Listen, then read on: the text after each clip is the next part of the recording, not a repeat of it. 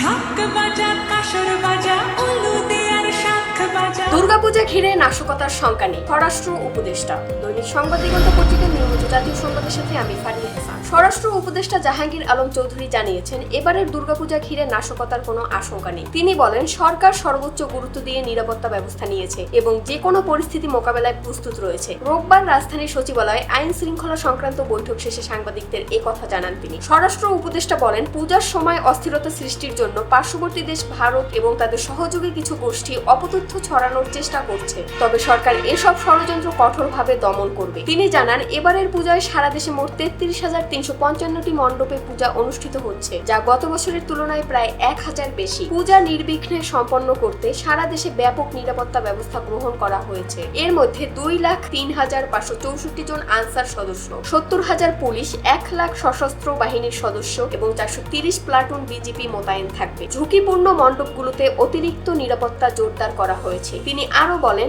সরকারের সব আইন শৃঙ্খলা বাহিনী সমন্বিতভাবে কাজ করছে। জনগণকে উদ্বিগ্ন হওয়ার কারণ নেই। উৎসব শান্তিপূর্ণ ও আনন্দমুখর পরিবেশে সম্পন্ন করতে সব ধরনের ব্যবস্থা গ্রহণ করা হয়েছে।